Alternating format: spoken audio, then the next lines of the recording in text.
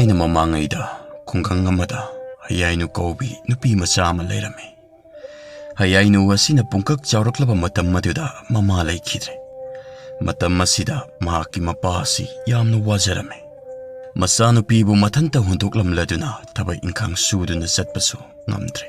Maram asidagi hayainu mapa asina macha nupiga leiminanaba haiduna nupi atonbi ama thijarame. Khara leiraga nupi atonbi adubusu macha nupa ama pokle. Mama atonbi asina mapa leiragana hiyainubu hektamak luna tawbi. Aduga mahakki mapa aduna leitragana thabak inkhang suhanduna ngaihakta phawba pothahalamde. Ngaihaktang pothabada phubi jaibi. Aduga saningba amatasu pijaramde. Chak phawbada mabuk thanna pijaba natte. Asumna tawba si hiyainuna mapada khak haidoklamde. Maram asina mapanadi macha nupibu mama atonbi aduna luna tawiribani haiduna khanduna leirame. Nongmadi hiyainugi mapana mama atonbi amadi hiyainuda asumna hairame.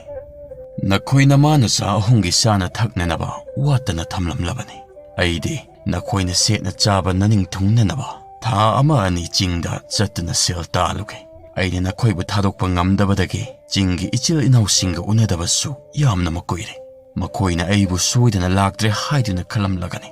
Aina halakpa matamda Jingi ise isal sing saba faja fajaraba visual sing aduga jingda panba ahau bhaira insang chingba purake nakoi fajna leminara muko asumna hairam laga hiyainu mapa asina tamda panba haira insang napina singba magi lengkot polanga duda hapsilladuna jingda chatkre mapa na hek chatkibaga mama atonbina hiyainu bu labukta chattuna yelangkengoi hegalle aduga madu mama na kaithelda puraduna yoladuna ahauba acha thak leiraklame. Adubu madusu hiyainu dati pijaba natte mama masa khaktamak chathoklame. Asumna matam khara leirakpana mapana satkiba tha ama phajilaklame.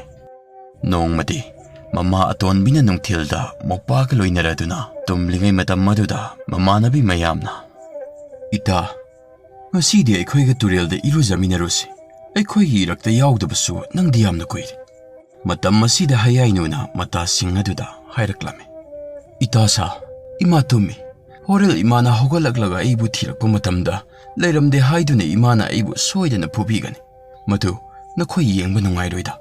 Itasing aduna ai irujaba ase yauror nakhoi saubiranuko. Hayainugi wa sibu tabada mata singaduna ita nang koina yauganu.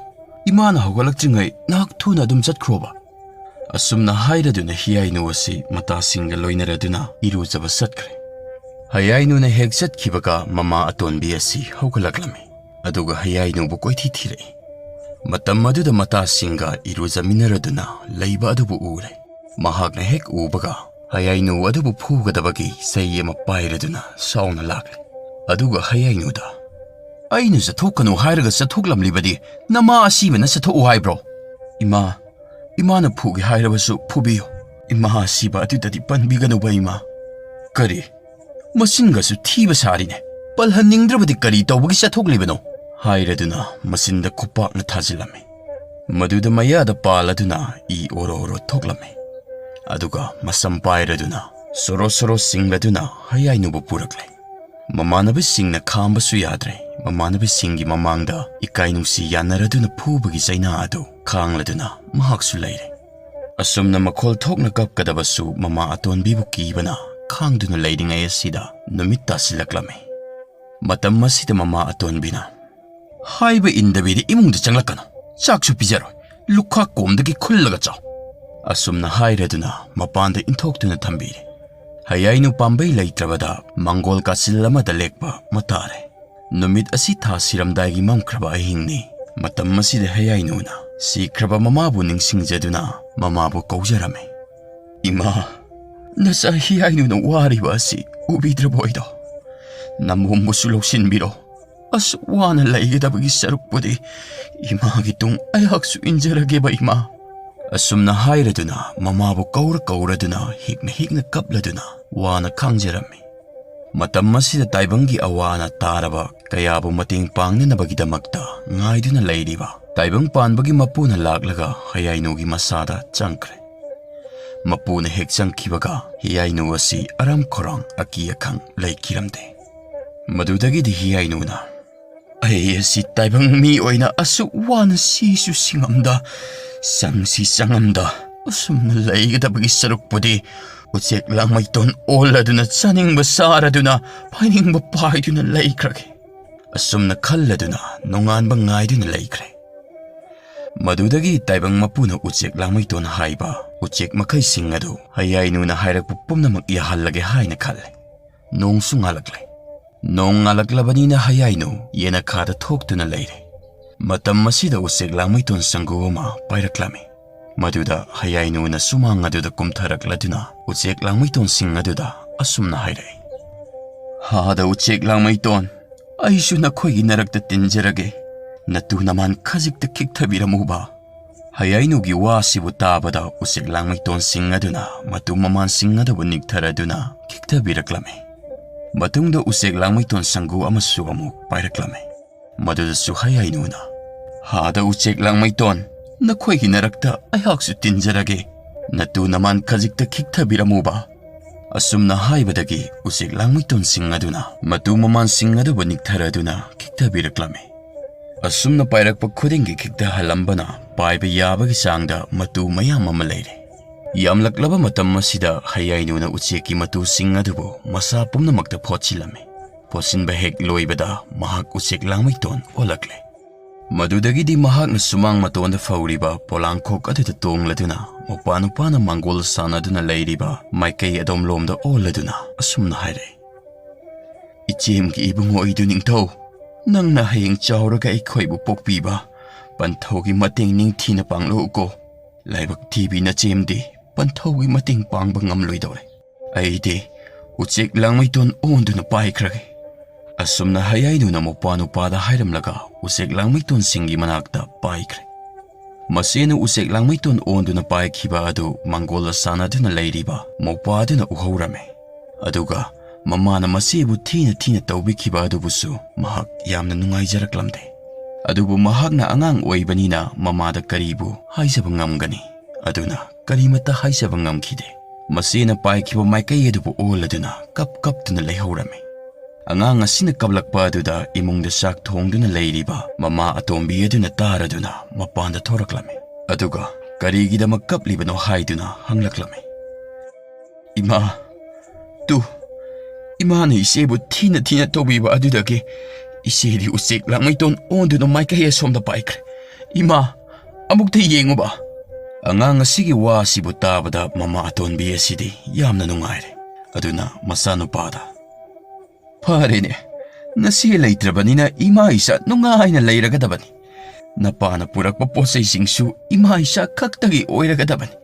Lao, changasi lao, saktum sathurasi lao. Asumna mama atombi aduna angang adubu themladuna imungda pusinkre. Asumna tawba si taibang mapuna hayainugi mapagi manglanda faholle. Matam masida mapa sina masanupi adubu kari tawribano khalladuna masanupiga Masanupagagi mapi marol asa athak kharaga leiraduna mayumda halaklame. Mahakna mayum hek yauraga masanupibu hanglame. Maduda mama atombidi karigumba amata khomba ngamlamde. Matam masida masanupaduna kapladuna. Panthau isidi Uchek Langmeidong onduna paikre.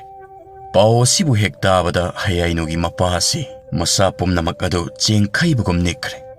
Aduga sauna nupi atombi aduda Nangna isa nupibu luna tawidabana Uchek Langmeidong onduna paikribani. Isa ado leitrabadi ay leirubagi karibu kanagani.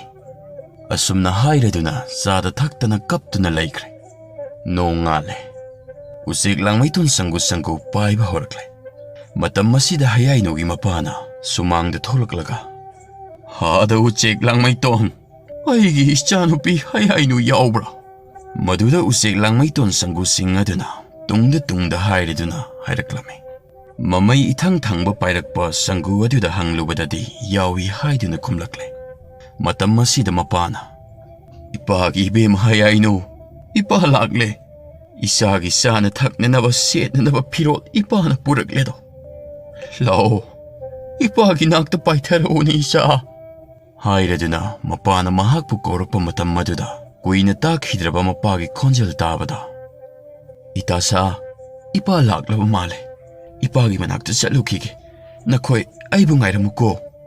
Asi hairamlaga hayainu asi matasingi maraktagi paitharakladuna mapagi maring banda tonglare.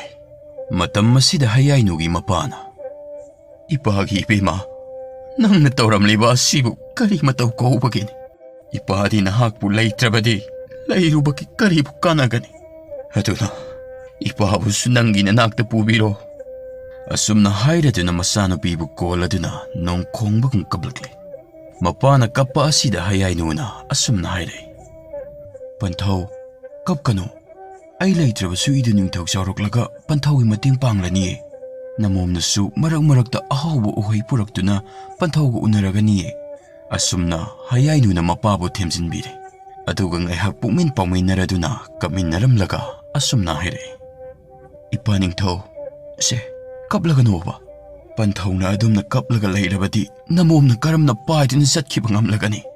Panthaw, namombusu waraubiragano. Numisu tasilakle. Ipang kainaragani Panthaw. Panthaw, namom chatsarage. Asumna hairamlaga hayainu asi paikre. Masana manaktagi satkraba, lapkraba, paikraba aduda masagi maikai adudabu yengladuna kaptuna leijahorami. Hayainuna Uchek Langmeidong onduna paikraba aduda hayainugi mapa asi masagi wakhalna chagani thakani haiba amata khangkidre. Aduna nongmagi sada thaktabana amade nungaitaba wakhalna asum suksilakpana maram oiraduna mapa asi siba taraklame. Matam masida mapana magi nupi atombida asumna haire. Nahakna isa nupibusu Uchek Langmeidong olankre. Aduga, aisu hauzikti taibang palasibu thadokduna chatkrakani. Namanasa nungaina palhoragani, waruragana. Asumna hairamlaga hayainugi mapa asi taibang palasibu thadokduna chatkre. Asum tawduna hayainugi mama atonbi asi mana tawjaruba thabakki mahaina kananasu mahakpu nungsibidre. Kananasu mahakpu thabay inkhang suba yawhaningdre. Maram masinasu phamnongpham leitabana saningai thakningai leitraduna mama masa adu uhay wahay manamasing kaya charaduna mapunsi suppa wana lenki.